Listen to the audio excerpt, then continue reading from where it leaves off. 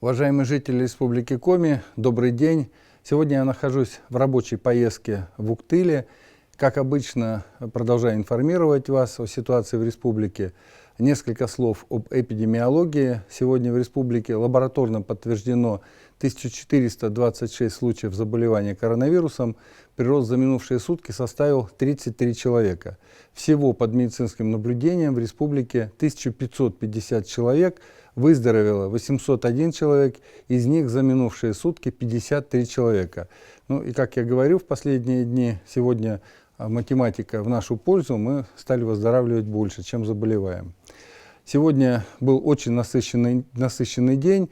Сначала мы побывали в селе Дутово. Там строится школа на 60 мест с дошкольной группой на 20 мест. Строительство объекта ведется в рамках национального проекта образования. Средства привлечены и республиканские, и местных бюджетов. Общая стоимость проекта почти 160 миллионов рублей. Сегодня готовность объекта составляет 37%.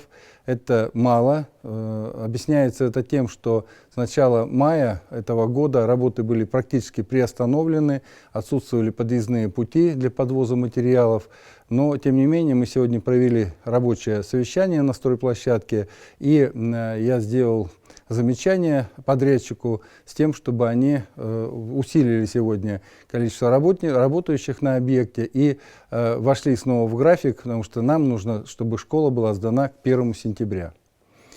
В селе Почерье мы побывали на строительстве социокультурного центра. Его открытие состоится уже в июле этого года и будет приурочено к проведению межрайонного фестиваля «Обряды народов Республики Коми».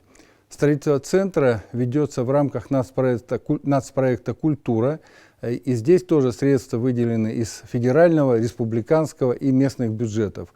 Общий объем средств, затраченный на этот объект, 34,5 миллиона рублей. В новом здании, оно площадью 300 квадратных метров, будет модельная библиотека, многофункциональный зрительный зал, ну и, конечно, это станет местом притяжения для всех жителей села. Сегодня я также побывал в гостевом комплексе национального парка Юга-2, пообщался с директором парка Татьяной Саватеевной Фомичевой. Юга-2 – это вообще удивительной красоты место, но, на мой взгляд, его потенциал пока используется не в полной мере. И, конечно, эту работу мы будем развивать. Мы можем предложить для национальной программы Ростуризма маршруты по девственным лесам и сделать их круглогодичными, чтобы задействовать действительно полный потенциал парка. Сегодня у меня также состоялся важный разговор с генеральным директором «Газпром Трансгаз Ухта» Александром Викторовичем Гайворонским. Сейчас идет формирование предложений в очередное соглашение по социальному партнерству. И здесь, в Уктыле, мы посмотрели, какие объекты можно будет включить в это соглашение. В основном, конечно, это будут объекты социальной сферы. Сегодня также встретился с общественностью, с жителями Уктыла. Среди самых важных вопросов, которые больше всего волнуют уктыльцев, я бы выделил, конечно, состояние дорог, объектов коммунальной и социальной инфраструктуры. Понятно, что одномоментно за один год эти вопросы не решить. Но обязательно учтем все вопросы при формировании комплексной программы развития республики. Рассчитываем, что в течение 5 лет эти вопросы будут поэтапно решаться. Уважаемые жители республики, на сегодня это все. Я еще раз напоминаю о том, что мы должны друг друга беречь. Будьте здоровы, до завтра.